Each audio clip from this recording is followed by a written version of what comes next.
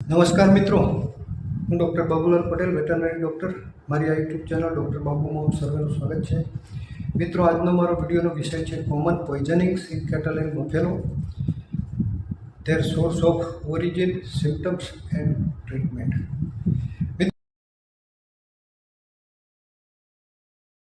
મિત્રો, field practice દરમિયાન આપણને અવારનવાર કોઈ પ્રકારના પોઈઝનિંગના કેસ જોવા મળતા હોય છે. એમાં એક ખાસ કરીને જે મહત્ત્વના પોઈઝનિંગના કેસ આપણે ફિલ્ડમાં ટ્રીટ કરતા હોઈએ છીએ, એવા મહત્ત્વના પોઈઝનિંગના કેસ વિશે આજે આપણે આ વિડીયોમાં ચર્ચા કરીશું. તો સૌથી પહેલાં જે કોઈ પોઈઝનિંગના કેસ આપણને જોવા મળે છે, એ પોઈઝનિંગના કેસમાં જે સિમ્ટમ્સ જોવા મળે છે, એ સિમ્ટમ્સ કયા પ્રકારના હોય છે? તો મોટે ભાગે પોઈઝનિંગના કેસમાં ટેમ્પરેચર નોર્મલ અથવા તો સબનોર્મલ હોય છે, કે સિવાય ક્લોરિનેટેડ હાઇડ્રોકાર્બન્સનું પોઈઝનિંગ હોય, DDT કે BHCનું પોઈઝનિંગ હોય, એવા કેસમાં એનું ટેમ્પરેચર થોડું હાઈ જોવા મળે છે. બીજા બધા કેસમાં ટેમ્પરેચર નોર્મલ હોય છે અથવા તો સબનોર્મલ હોય છે. બીજા નંબરે મોટાભાગના પોઈઝનિંગના કેસમાં એનો પ્યુપિલ્સ ડાયલેટેડ હોય છે. સિવાય ઓર્ગેનોફોસ્ફરસ ટાઈપના કમ્પાઉન્ડના કેસમાં કે પ્યુપિલ્સ ઢાળેલો એટલે આંખો બંધ કરેલી રાખે છે. બીજા બધા કેસમાં એની આંખો ખુલ્લી રાખે છે. મોટાભાગના પોઈઝનિંગના કેસમાં ફ્રોઝી સલાઇવેશન હોય, બ્લોટ હોય, કોન્સ્ટિપેશન હોય, કોઈ કેસમાં ડાયરિયા હોય, કોલિકી પેન હોય, ગ્રાઇન્ડિંગ ઓફ ટીથ હોય, આ પ્રકારના સિમ્ટમ્સ વધારે પડતા જોવા મળતા હોય છે. એટલે સિમ્ટમના આધારે કયા કેસમાં કયા ટાઈપના સિમ્ટમ્સ છે, એના આધારે આપણે એનું ડિફરન્શિયલ ડાયગ્નોસિસ કરવાનું હોય છે. અને સૌથી વધારે મહત્ત્વની વસ્તુ તો એની હિસ્ટ્રી ખાસ જરૂરી હોય છે. કારણ કે પોઈઝનિંગના કેસમાં કઈ વસ્તુ ખાધી છે કે કઈ વસ્તુ લગાવવાથી પોઈઝનિંગ થયું છે, એ જો પરફેક્ટ ના હોય ત્યાં સુધી આપણે એની પરફેક્ટ ટ્રીટમેન્ટ આપી શકીશું નહીં.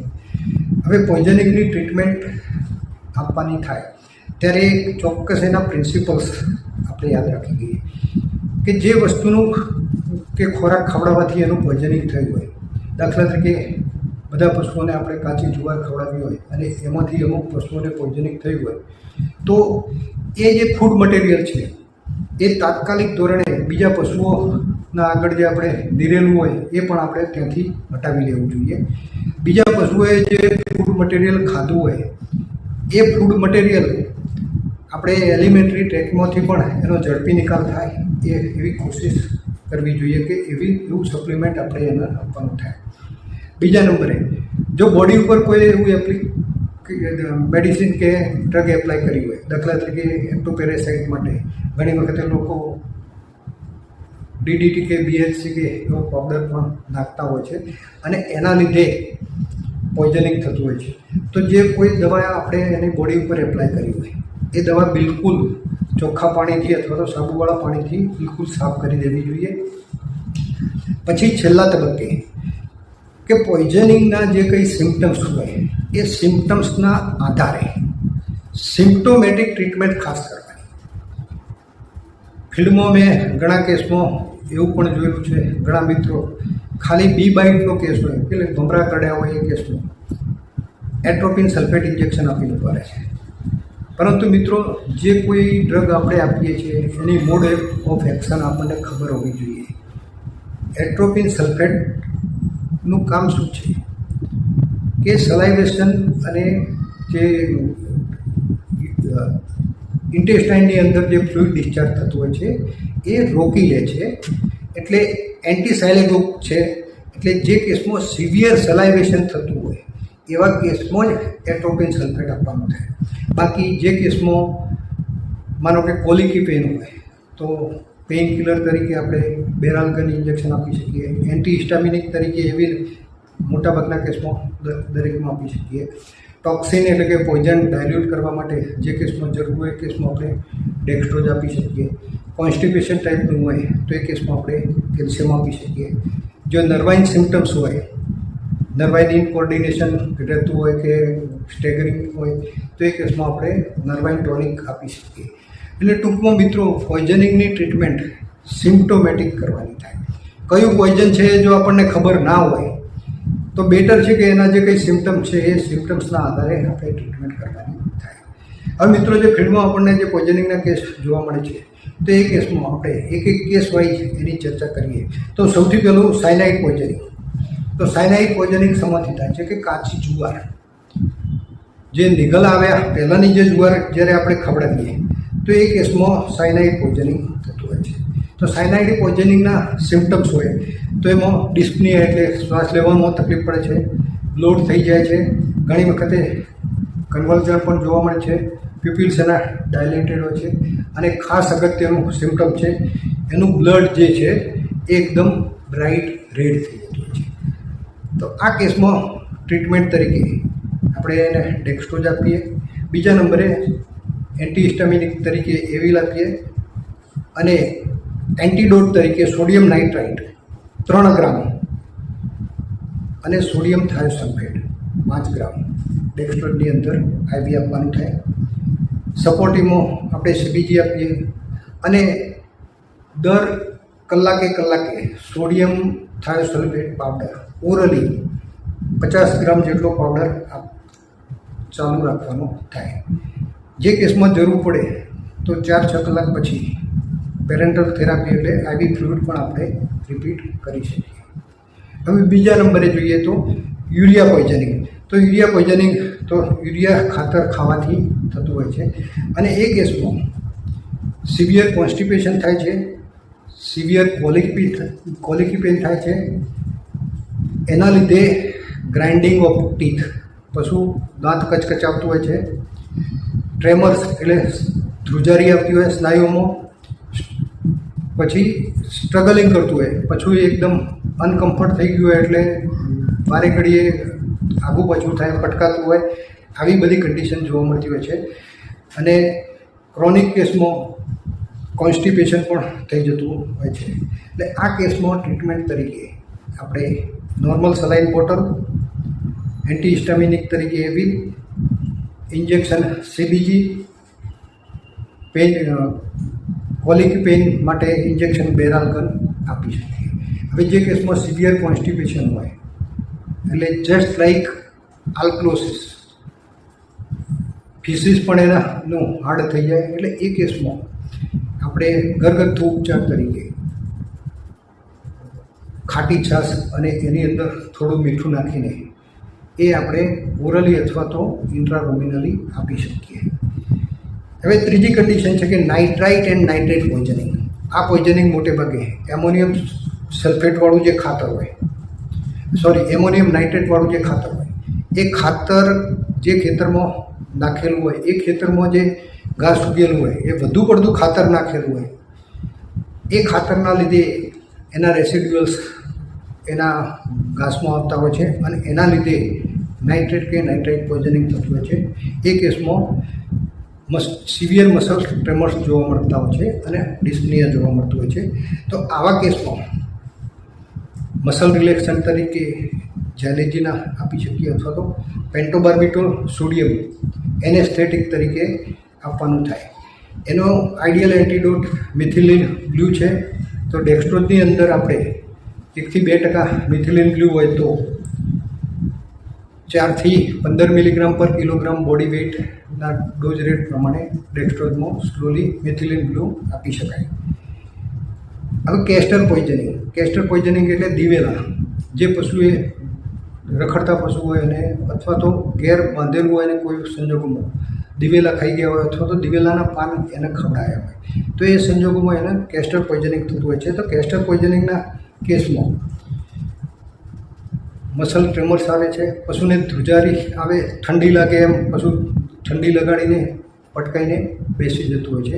પછી વળી પાછું એ એટેક નોર્મલ થઈ જાય, વળી પાછું 5-10 મિનિટે ફરીથી એટેક આવે, એ રીતે ફરીથી પાછું બેસી જતું હોય છે.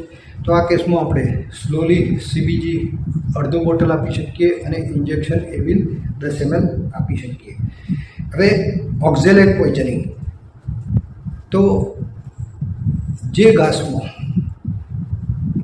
એસ્પરજીલસ નાઇગર નામની ફૂગનું ઇન્ફેક્શન લાગ્યું હોય, એ મોટે ભાગે પેડી ગ્રાસ હોય છે, કે જે ઓટનું કે રાઈસનું જે રાન હોય છે એ જે ઘાસની ઘાસડીઓ હોય છે એ ઘાસડીઓમાં જે આ ઓક્ઝેલેટ પોઈઝનિંગ વધારે જોવા મળતું હોય છે. ઓક્ઝેલેટ પોઈઝનિંગના કેસમાં મસલ ટ્રીમર્સ જોવા મળે છે, સ્ટેગરિંગ પણ જોવા મળે છે, પશુ રિકમ્બન્ટ થઈ જાય છે, ઘણી વખતે એમાં હિમેચ્યુરિયા પણ જોવા મળે છે અને વીકનેસ પણ આવતી હોય છે. તો એ સંજોગોમાં આપણે પશુને ધીમેથી CBG આપી શકીએ, જરૂર સપોર્ટિવ તરીકે ડેક્સ્ટ્રોઝ પણ આપી શકીએ અને એવિલ ઇન્જેક્શન 10 ml આપી શકીએ. હવે એ રીતે આફ્લાટોક્સિન્સ છે. તો આફ્લાટોક્સિન્સ એસ્પરજીલસ ફ્લેવસ નામની ફંગસથી થાય છે અને મોટે ભાગે ગ્રેઇન્સ અને ગ્રાઉન્ડનટ એટલે કે મકાઈના ભૂસામાં કે મકાઈના દાણામાં આ ફંગ વધારે પડતી જોવા મળતી હોય છે. તો આના લીધે શરૂઆતમાં ક્રોનિક ઇન્ડાઇજેશન જોવા મળે, લેટ તબક્કામાં એમાં ડાયરિયા પણ જોવા મળતું હોય છે, કોન્સ્ટિપેશન હોય, ઇનકોર્ડિનેશન પણ હોય અને ઘણી વખતે બ્લાઇન્ડનેસ પણ જોવા મળતી હોય છે. તો આ કેસમાં આપણે ડેક્સ્ટ્રોઝ આપી શકીએ, એવિલ 10 ml આપી શકીએ, નર્વાઇન ટોનિક તરીકે ન્યુરોક્સિન અથવા તો કોન્સિપ્લેક્સ આપી શકીએ અને CBG અડધો બોટલ જેટલું CBG પણ એ કેસમાં આપી શકાય. હવે લેડ પોઈઝનિંગ એટલે કે જે કલર આપણે દિવાલ ઉપર કલર કરતા હોઈએ છીએ અથવા તો કોઈ એવા લુબ્રિકન્ટ્સ હોય, ઓઇલ હોય, એ રીતે એ પશુ જે ચાટી ગયું હોય. ઘણી વખતે આપણે સાધનો વાહનોની જે બેટરી રાખતા હોય, બેટરીના જે એના લગ્સ છૂટા હોય છે કે એ પશુ જો ચાવી જાય તો એમાં લેડ હોય છે, એ લેડના લીધે એનું લેડ પોઈઝનિંગ થાય છે. તો એના લીધે પશુને એમાં પણ કન્વલ્ઝન આવે છે, બ્લાઇન્ડનેસ આવે છે, સ્ટેગરિંગ આવે છે, પ્યુપિલ્સ ડાયલેટેડ હોય છે અને શરૂઆતમાં કોન્સ્ટિપેશન હોય, પાછળના તબક્કે એમાં પણ ડાયરિયા જોવા મળતું હોય છે. તો આવા કેસમાં પણ આપણે ડેક્સ્ટ્રોઝ, એવિલ 10 ml અને CBG આપી શકીએ. સિવિયર કોન્સ્ટિપેશન હોય અથવા તો સિવિયર ઇફેક્ટ હોય એ કેસમાં જાયલેજિન 1/2 ml થી 0.5 ml જેટલું આપવાનું. બાકી જ્યાં સુધી ડાયરિયા ના હોય, કોન્સ્ટિપેશન હોય, એ કેસમાં આપણે મેક્સલ્ફ આપી શકીએ. ડાયરિયા થયા પછી મેક્સલ્ફ આપવાનું રહેતું નથી. પછી આર્સેનિક પોઈઝનિંગ હોય તો આર્સેનિક પોઈઝનિંગમાં અમુક પ્રકારના જે એક્ટોપેરેસાઇટ જે માટે આપણે કોઈ જે દવા વાપરતા હોઈએ છીએ એના લીધે આર્સેનિક પોઈઝનિંગ થતું હોય છે. એમાં સિવિયર કોલિકી પેઇન થાય, પશુને પેટમાં જબરજસ્ત દુખાવો થાય, ગ્રાઇન્ડિંગ ઓફ ટીથ એટલે દાંત કચકચાવતું હોય, ટ્રેમર્સ થાય. ઘણી ખરી કન્ડિશનમાં તો આ કેસમાં પશુનું વોમિશન પણ થતું હોય છે અને ડાયરિયા પણ થતું હોય છે. તો આવા કેસમાં ડેક્સ્ટ્રોઝ આપી શકીએ, સોડિયમ થાયોસલ્ફેટ આપી શકીએ. એનો પ્રોપર એન્ટીડોટ છે બાલ એટલે કે ડાયમર્કેપ્રોલ, એ 2 to 3 mg/kg બોડી વેઇટ લેખે આપી શકાય. પેઇન કિલર તરીકે એટલે કે કોલિકી પેઇન રિમૂવ કરવા માટે બેરાલ્ગન ઇન્જેક્શન આપી શકાય અને સોડિયમ થાયોસલ્ફેટ 50 ગ્રામ ઓરલી જરૂરિયાત મુજબ 1, 2 કે 3 વખત આપવાનું થાય. પછી ક્લોરિનેટેડ હાઇડ્રોકાર્બન એટલે કે જેમાં DDT છે કે BHC છે કે એડ્રીન છે કે એન્ડ્રીન છે, એ પ્રકારના ઇન્સેક્ટિસાઇડ જે આપણે જનરલી ખેતરમાં વાપરતા હોઈએ છીએ અને એ ઇન્સેક્ટિસાઇડ ઘણી વખતે આપણે પશુના શરીર ઉપર ચૂલી ખીચડી માટે લગાવતા હોઈએ છીએ. એના લીધે જે પોઈઝનિંગ થાય કેસમાં, તો આ પોઈઝનિંગના કેસમાં ટેમ્પરેચર નોર્મલ કરતો વધારે હશે, હાઇપરથર્મિયા જોવા મળે છે, એક્સાઇટમેન્ટ જોવા મળે છે, પશુ એકદમ એક્સાઇટેડ થઈ ગયેલું હોય, ગ્રાઇન્ડિંગ ઓફ ટીથ હોય, મસલ ટ્રેમર હોય એટલે ધ્રુજારી આવતી હોય, ઇનકોર્ડિનેશન થાય અને શ્વાસ લેવામાં પણ તકલીફ પડતી હોય છે. તો આ કેસમાં એના બોડી ઉપરથી જે કંઈ આપણે મેડિસિન લગાવેલી છે શક્ય એટલી પાણીથી એને બધું ધોઈ નાખો, જેથી કરીને વધારે પડતું એનું એબ્સોર્પ્શન ના થાય. વધારે પડતું પેઇન દેખાડતું હોય તો એ કેસમાં આપણે બેરાલ્ગન આપી શકીએ અથવા તો સિવિયર કન્ડિશનમાં આપણે થોડું જાયલેજિન પણ આપી શકીએ. અને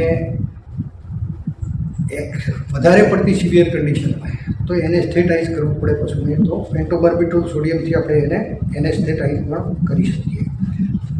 હવે ઓર્ગેનોફોસ્ફરસ કમ્પાઉન્ડનું પોઈઝનિંગ જોઈએ તો ઓર્ગેનોફોસ્ફરસ કમ્પાઉન્ડમાં મેલેથિયોન છે, સમેથિયોન છે, નવાગન છે, આ પ્રકારના જે ઓર્ગેનોફોસ્ફરસ કમ્પાઉન્ડ છે કે જે પેસ્ટિસાઇડ તરીકે વપરાય છે. અને આપણે ખેતરમાં દવા છાંટેલી હોય એ દવા છાંટેલું ઘાસ જ્યારે પશુ ખાય ત્યારે એનું પોઈઝનિંગ થતું હોય છે. તો એ કેસમાં એના પ્યુપિલ્સનું કોન્ટ્રાક્શન થાય છે. બીજા બધા કેસમાં પ્યુપિલ્સ ડાયલેટેડ જોવા મળે, જ્યારે આ કેસમાં કોન્ટ્રાક્શન થાય. આ કેસમાં સિવિયર સલાઇવેશન થાય, ડાયરિયા પણ થાય. પશુ ચાલતું હોય તો સ્ટેગરી ગેટ હોય, પડી જાય, મસલમાં એકદમ વીકનેસ આવી જાય અને મસલ પછી સ્ટીપ પણ થઈ જાય, શ્વાસ લેવામાં તકલીફ પડે, ટિમ્પની પણ જોવા મળે. તો એ કેસમાં આપણે ડેક્સ્ટ્રોઝ આપવાનો, સીબીજી આપવાનું, એવિલ આપવાનું અને એટ્રોપિન સલ્ફેટ આપવાનું. એટ્રોપિન સલ્ફેટ ફક્ત અને ફક્ત ઓર્ગેનોફોસ્ફરસ કમ્પાઉન્ડના પોઈઝનિંગમાં કે જો સલાઇવેશન અને ડાયરિયા જોવા મળે છે એ કેસમાં જ એનો પરફેક્ટ એન્ટીડોટ છે. બીજા કેસમાં કે જો તમને સલાઇવેશન અથવા તો થોડું ડાયરિયા જોવા મળતું હોય તો જ એ એન્ટીડોટ તરીકે એટ્રોપિન સલ્ફેટ આપવાનું થાય. બાકી એટ્રોપિન સલ્ફેટ આપણે બીજા કોઈ કેસમાં આપવાનું હોતું નથી. અને છેલ્લે વાત કરીએ તો સ્નેક બાઇટ. હવે મોટે ભાગે જે લોકો ખેતરોમાં રહેતા હોય, પશુઓ ખેતરે રાખતા હોય, એવા સંજોગોમાં સ્નેક બાઇટના કિસ્સા જોવા મળતા હોય છે. સ્નેક બાઇટમાં પણ બે પ્રકારના સ્નેક હોય છે, એક પોઈઝનસ અને નોન પોઈઝનસ. પોઈઝનસ સ્નેક એટલે કે જે ઝેરી સાપ હોય એને દાંતની 4 પેર હોય છે. એક બાજુ 4 દાંત અને બીજી બાજુ 4 દાંત. એમાં ચોથા નંબરનો જે દાંત હોય છે એ વાંકો અને સહેજ લાંબો હોય છે. જ્યારે નોન પોઈઝનસ સ્નેક એટલે કે બિનઝેરી સાપમાં જે દાંતની પેર હોય છે એ 3 જ હોય છે. એટલે જે જગ્યાએ સાપ કરડે હોય એ જગ્યાએ જુઓ તો બે સાઈડ ઉપર નીચે 4 દાંતની પેર આપણને 4 હોલ દેખાય તો આપણે સમજી લેવાનું કે પોઈઝનસ સ્નેક છે. બાકી જો 3 દાંતની પેર દેખાય તો એ નોન પોઈઝનસ સ્નેક છે, એટલે કે બિનઝેરી સાપ છે. એટલે બિનઝેરી સાપમાં દવા તરીકે કંઈ બીજું ખાસ આપવાનું હોતું નથી, પરંતુ ઝેરી સાપ હોય એ કેસમાં ફરજિયાતપણે કાળજી લેવાની થાય. તો એ કેસમાં જે જગ્યાએ સાપ કરડ્યો હોય એનાથી ઉપરના ભાગે આપણે ટુર્નિકેટ બાંધી દેવાની, એટલે કે દોરી બાંધી દેવાની, જેથી કરીને એનું લોહીની અંદર જે પોઈઝન છે એ આખા શરીરમાં ઝડપથી ફેલાય નહીં. બીજા નંબરે જે જગ્યાએ દાંત સાપ કરડેલાનું નિશાન છે ત્યાં થોડો ઇન્સિઝન લગાવી દેવાનો. એટલે ઇન્સિઝન લગાવવાથી જે ત્યાં બ્લડ હોય કે જેની અંદર પોઈઝન છે એ બધું બ્લડ બહાર ડ્રેઇન થઈ જાય. એટલે થોડું ઘણું બ્લડ બહાર ડ્રેઇન થવા દેવાનું અને એને નોર્મલ પીપીના સોલ્યુશનથી ધોઈ નાખવાનું. પછી એ કેસમાં એન્ટી સ્નેક વેનમ સિરમ, જે પ્રકારનો સાપ હોય એ પ્રકારનો એન્ટી સ્નેક વેનમ સિરમ આપવાનું થાય. તો મોટે ભાગે સાપનું ઝેર બે પ્રકારનું હોય છે, એક ન્યુરોટોક્સિન હોય છે અને એક બીજું હિમોટોક્સિન હોય છે. ન્યુરોટોક્સિન ટાઈપના કેસમાં પશુના શરીરના બધા અંગો ધીમે ધીમે લકવો મારી જતા હોય, હૃદય પણ લકવો મારી જાય, ફેફસાનો પણ લકવો પડી જાય. એટલે ધીમે ધીમે પશુ હોય કે માણસ હોય એનું મૃત્યુ થતું હોય છે. જ્યારે હિમોટોક્સિનના કેસમાં એ જે જગ્યાએ સાપ કરડ્યો હોય એ જગ્યાનો જે સ્કિન્સ અને મસલ્સ ધીમે ધીમે નેક્રોસિસ થઈ જશે, સડી જશે અને ખરી પડશે. આ કન્ડિશન જોવા મળતી હોય છે. તો મિત્રો, આજના વિડીયોમાં કોમન પોઈઝનિંગ, એનું સોર્સ ઓફ પોઈઝનિંગ, એના સિમ્પટમ્સ અને ટ્રીટમેન્ટ વિશે મારા ફિલ્ડના અનુભવો અને બુક્સ રેફરન્સના આધારે આ વિડીયોમાં તમામ બાબતો આવરી લેવાની મેં કોશિશ કરી છે. જરૂર જેટલા તમામ પોઈઝનિંગ્સની આ વિડીયોમાં આપણે ચર્ચા કરી લીધી છે. આશા રાખું કે તમામ પ્રેક્ટિસના મિત્રોને આ વિડીયો ગમશે. અને મિત્રો, વિડીયો સારો લાગે તો બીજા મિત્રોને ચોક્કસથી શેર કરજો. આ વિડીયોને હું અહીં સમાપન કરું છું. બીજા વિડીયોમાં ફરીથી મળીશું. ત્યાં સુધી રજા લઈએ. જય ભારત, જય